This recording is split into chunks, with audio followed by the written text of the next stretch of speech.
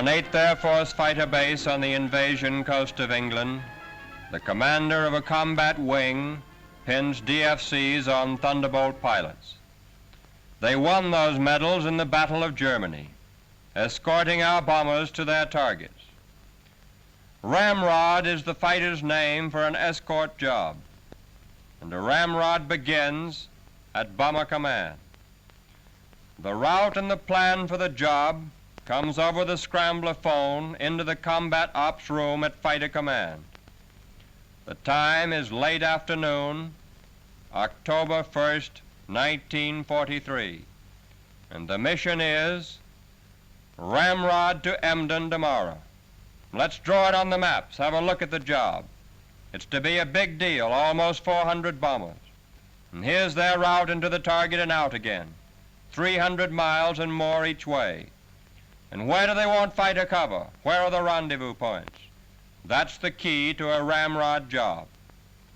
And so the details are sorted out and boiled down into the field order by A3. The deal is all wrapped up, but still General Kepner, fighter commander, must check before he gives the final okay that releases the whole complex machinery of another attack in the Battle of Germany. From Fighter Command through Fighter Wings, the field order goes by teleprinter. And finally, at about 2100 hours, the order clatters over the printer at the base of the 56th Fighter Group. And the same ramrod order reaches the Group Ops Room. And here is where words are translated into a weapon, translated into the ramrod to Emden. First, draw down the bomber route to the target and home again. And then the route of the Thunderbolts of the 56th Group. And all important, the rendezvous point and the rendezvous time. Always that emphasis on time, because time is gasoline, and gasoline may make the difference between success and failure of this mission. 90 seconds is your margin for error at the rendezvous point. But in those 90 seconds, a whole group of fortresses can be wiped out if fighters miss the rendezvous. Early on the morning of October 2nd, the S2 officers prepare the maps for briefing the pilots who will fly to Emden. In this room, the attack order that began at Bomber Command completes its journey down in the fighter group. In another Nissen hut, a group operations officer reaches for the telephone. Briefing at 13:30 hours. Got it? Briefing at 13:30 hours. Roger. It's a belly tank job, so get 'em on. And the same order goes out to the ops officers of the other squadrons in the 56th Thunderbolt Group. And in each squadron now, the pilots are taking it easy. And they know a job is cooking. And take it easy now, boys, because soon the tension begins. And soon the pilots will know which names are down for each team on today's ramrod to Emden. Each squadron commander knows his men, and wise as a football coach, he lines up his team, flight by flight.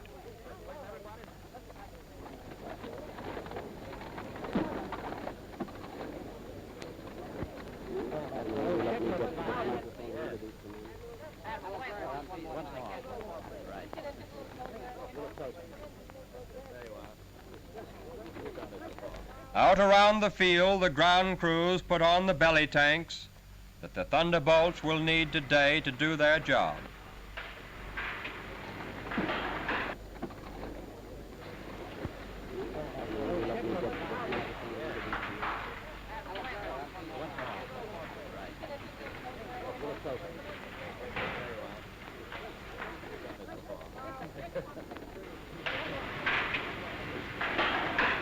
The name of this slugger is Little Cookie, and the two crosses record the Huns that have been blown to kindling by the 8 guns in the wings of these rugged fighters. Two things these fighters can do better than any Hun. They can dish it out, and they can take it. And they have to do plenty of both.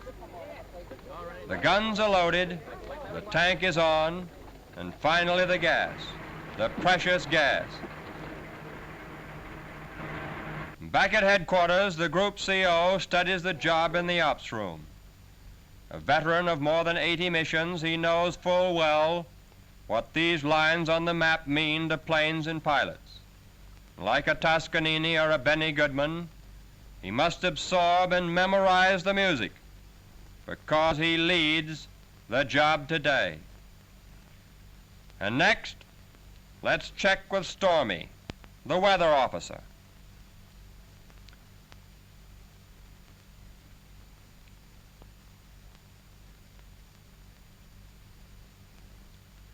Over the sea to landfall, 6/10 cloud at low altitudes. The Dutch island should be open for a landmark, but expect an overcast in the target area. The wind clocks at 110 miles per hour at 30,000 feet from the west. So get down low coming home or you might not get home. And then the S2 officer checks the flak map. Those red areas up there on the Dutch coast spell danger. Anti-aircraft guns are down below that reach up to 30,000 feet, so look out.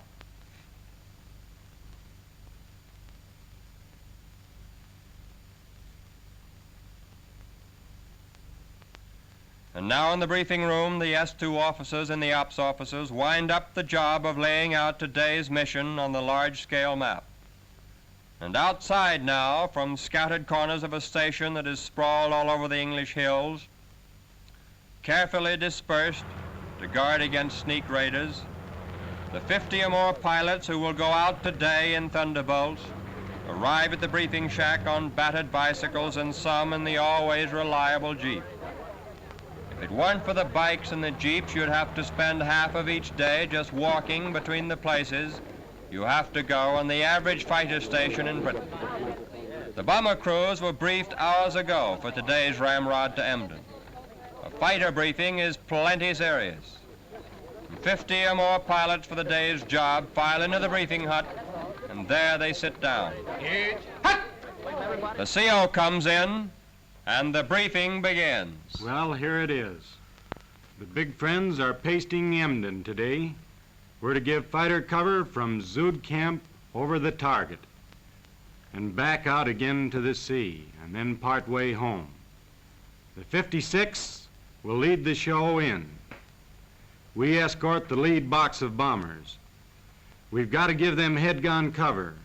Nothing must break through. The 4th Fighter Group covers the tail of our task force, and there should be over 100 of us. The B-17s will be in 3 boxes of 60 each, altitude 25,000 feet. The course home is 249 degrees magnetic. And remember, our rendezvous with the bombers is at 1548 at Zood Camp. They'll be to the north of us. Start engine at 1443. Take off 1449 to 1458. Set course 1503 at 3,000 feet.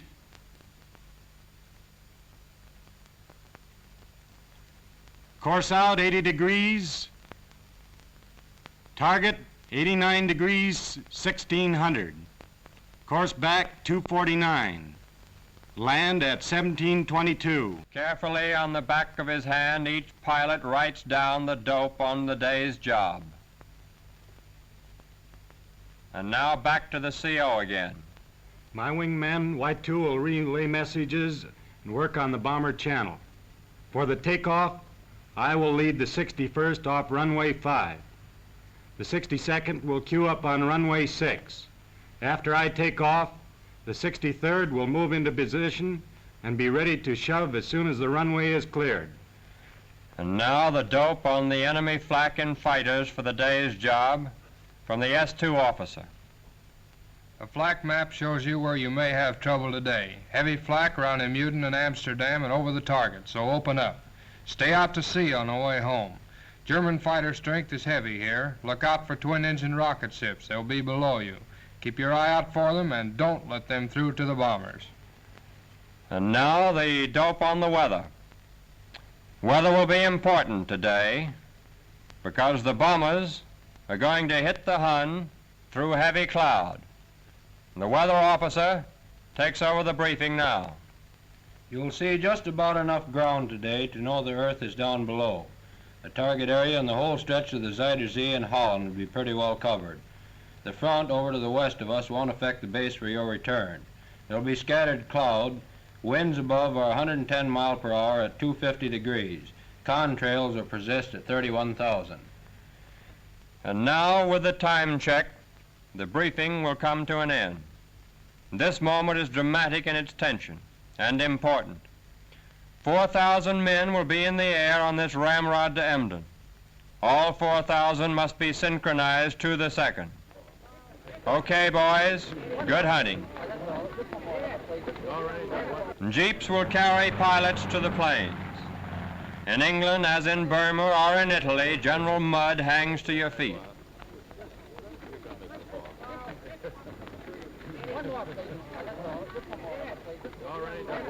And like everything else in every army, the Jeep must carry twice the load it was designed to do.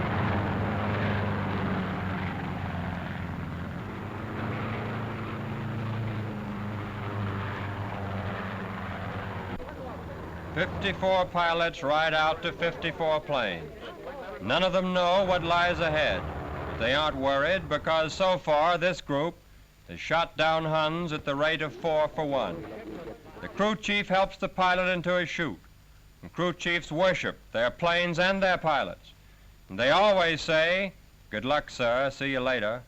And sometimes they may say, "How about lending me £1 until tomorrow, boss?" And now the time for start engine years.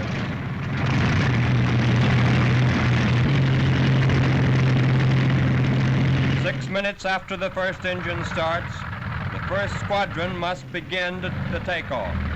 7 minutes later, all 54 planes must be airborne.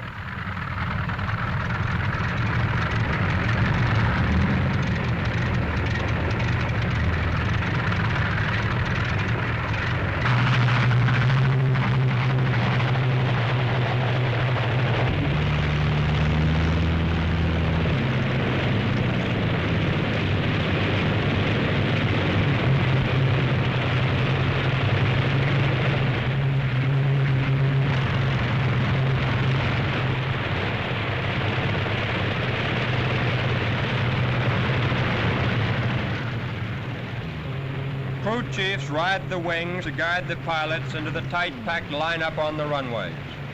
Remember, no seconds can be wasted now. These Thunderbolts will need every thimble of gas to get to the target and fight and then get home again today.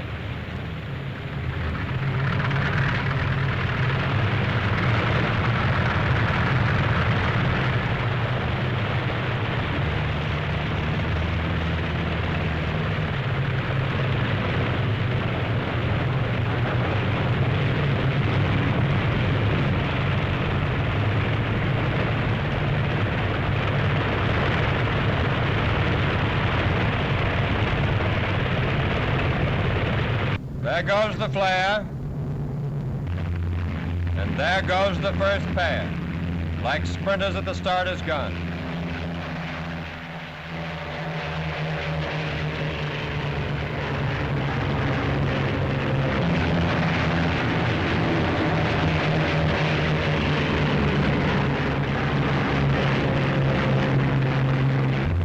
The leader will fly 3 miles out, make a slow turn, and then before he finishes a half turn of the field, the 16 planes of his squadron plus 2 spares must be airborne and in position. The first squadron is off and the second gets away from the other runway. The third squadron moves into readiness where the first squadron took off 2 minutes ago.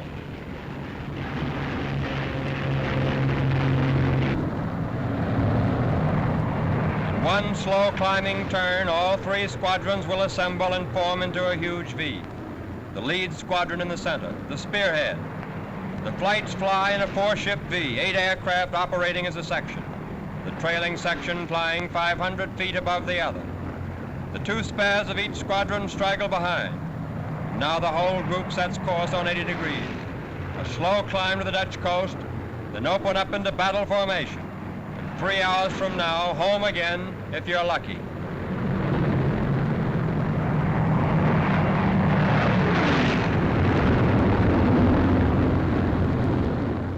From other fields, other fighter groups take off, Thunderbolts and Lightning.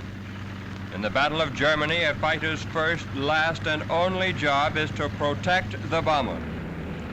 Thunderbolts must climb to high cover positions above the bomber, climb slow and compact, and then open up. Each squadron to its planned position. Throttles are kept pretty well forward, so fighters must weave in orbit to cover the slower bombers. Sometimes our fighters will pull out 5 miles ahead to break up the frontal attack by the Huns.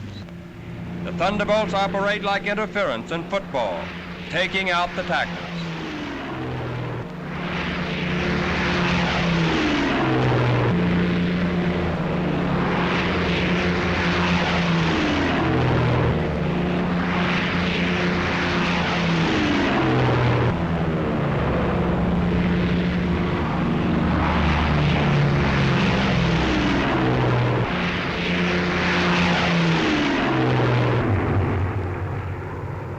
While they are still climbing, the fighters stay in close. Then it's wide open. The throttles are blasted forward as the combat begins.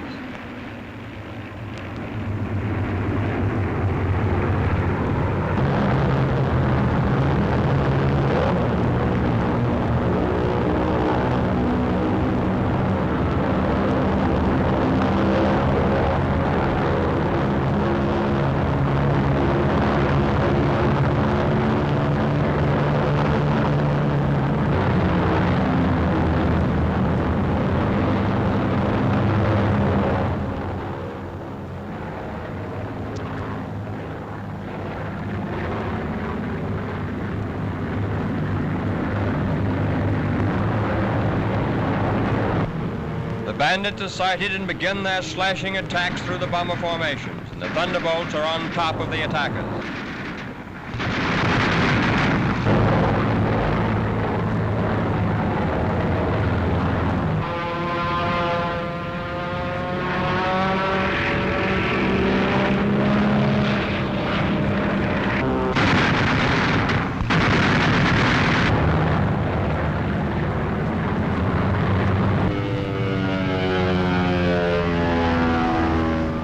See those 2 flares? Green, green, distress signal. A bomber needs help.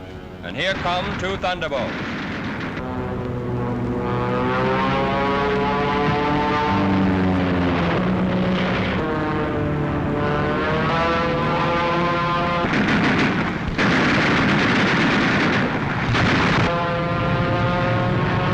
There goes what was a Hun.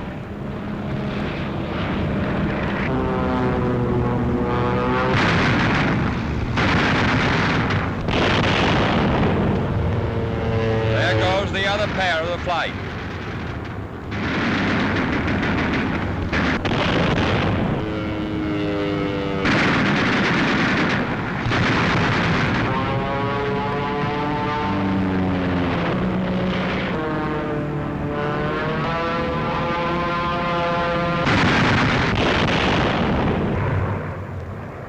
And now a snaky string of lightnings moves into the battle. They are the fighters that cover the bombers on deepest penetrations into Germany.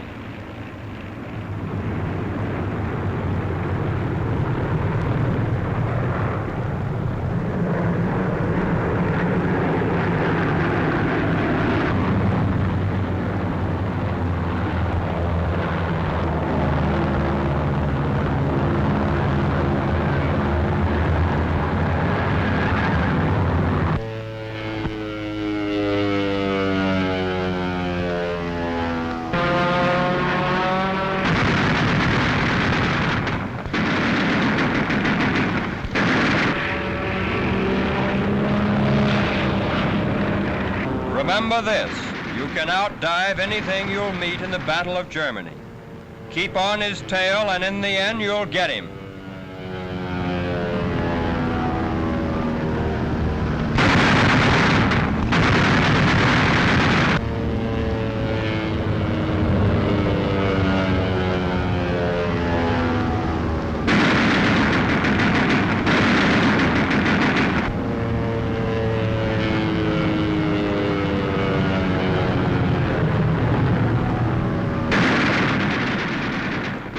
one wide open and you gotta reef it in.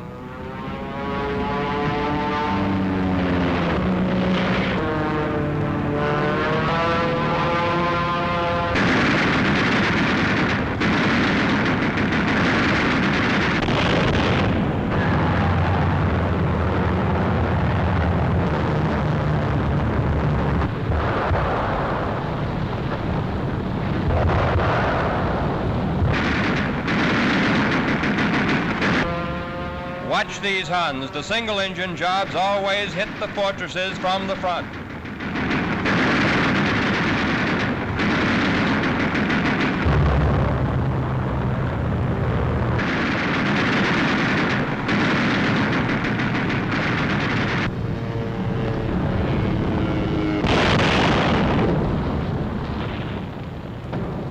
Going into the bombing run, you've really got to protect the bombers, because they've got to fly straight and level through flak and fighters to get their bombs onto the pinpoint targets down below.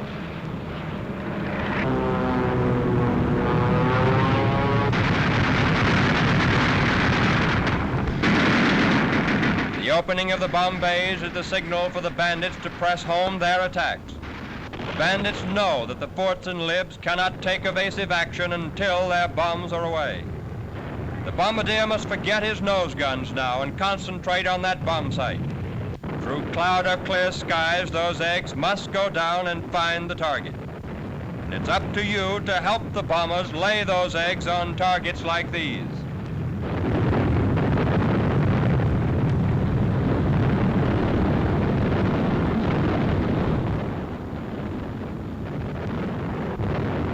And now the battle moves on. On some missions, all the bombers go for a single target. On other days, several task forces will hammer different targets.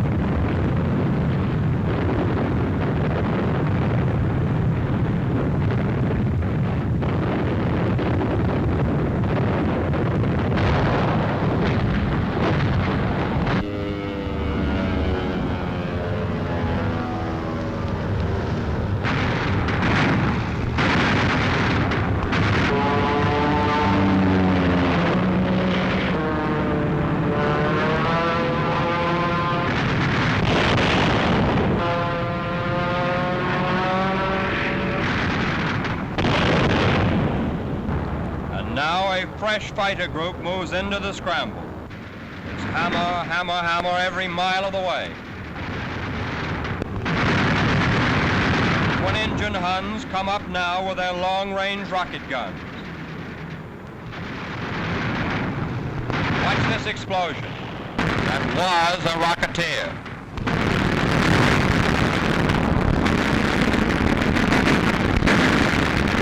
After all the bombs are away, the forts and libs must fight their way home again. That's not easy, because many of them are cripples now. And now is when fresh fighter groups speed into the battle to help their big friends get back to Britain.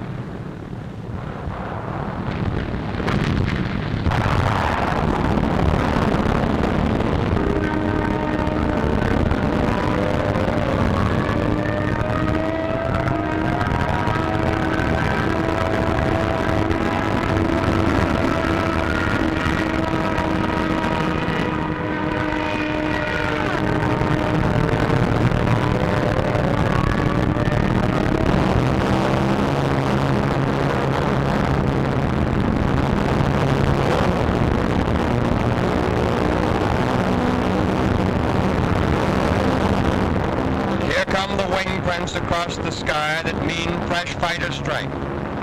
Brother, the battered bombers are plenty glad to see it. You see the whole story in these contrails. The broad mass trails are where the bombers turn for home. And there are the single streaking trails that show how the Thunderbolts weave above the homing bombers as top cover. Look at that fort's tail. A 20 millimeter chewed it off.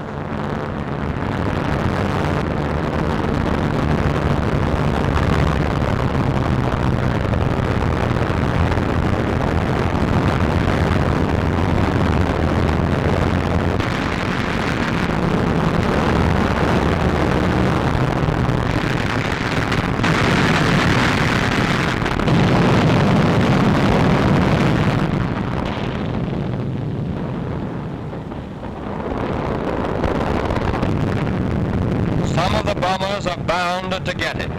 There goes one of the big boys spinning down.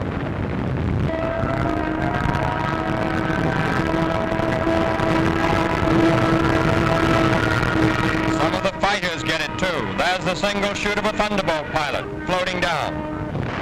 Many of the men shot down over Germany are still alive, prisoners of war.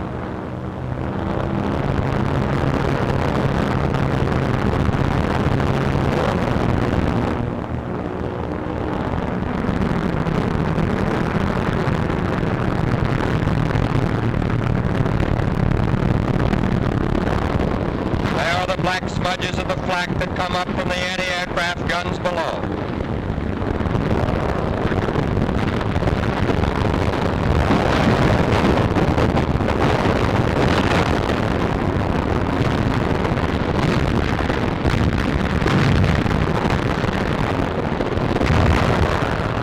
Battle stays hot as ever through flak and fighters as the forts move on and on to the coast.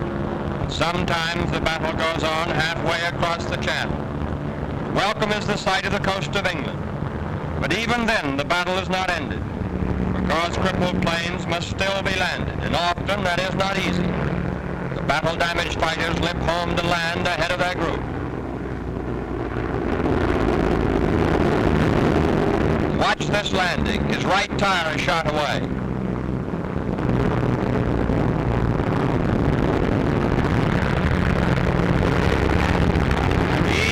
Hold it.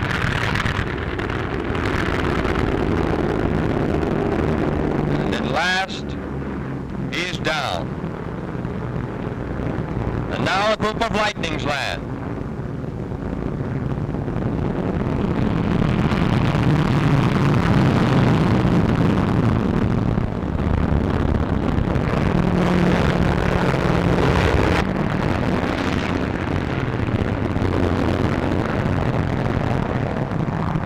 The 56th group comes home.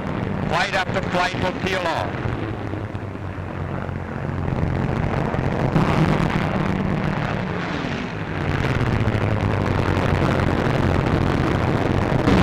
A new flight moves into peel-off position as each proceeding flight goes into the approach.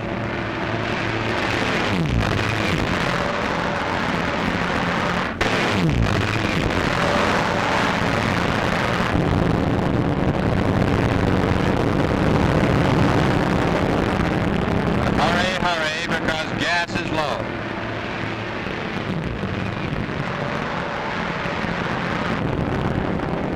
The first are down in close order.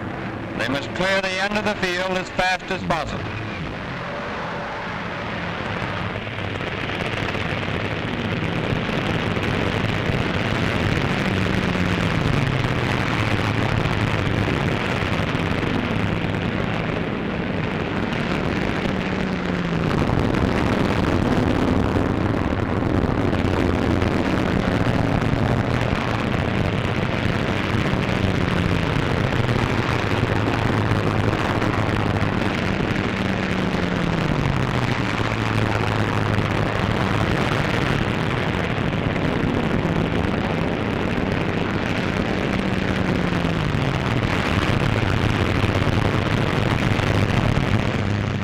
Plane taxis to its own hard standing, widely dispersed around the field.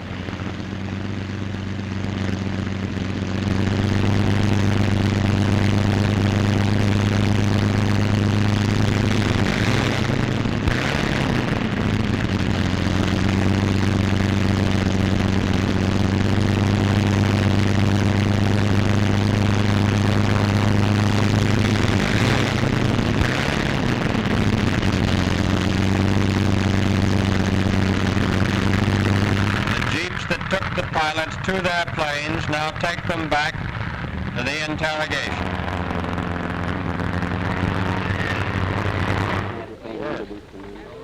A pretty happy bunch. They got 4 Huns and lost none of their own planes today. Now, this is the Thunderbolt group that swore back last April that they would knock down 100 Huns by Armistice Day, and they made it, with 2 to spare. The S-2 officer, the pilots call him the spy, conducts the interrogation. It's a lot different from the last time they were together, when they were tense and expectant at briefing. The spy will ask, well, how about the rendezvous? And Gabby, a squadron leader, will reply, we hit it on the nose, 1558 at Zood Camp. And then the spy will say, okay, and now for the claims. How many Huns did you get today? Well, I blasted one Farquhar at that island. He took plenty of lead, but he went down. And then another one. I parked him on a cloud. Nice shooting, brother. And how about our big friends? Did anybody see any bombers go down? Yeah, I saw one. 6 guys bailed out. Any more claims? Yeah, I got one of those rocket carriers. He tried to get away, but I nailed him. And so it goes. Another ramrod comes to an end. It's been a good one. Only 4 bombers were lost today. Thanks to the fighters. Bottoms up, the hunting was good.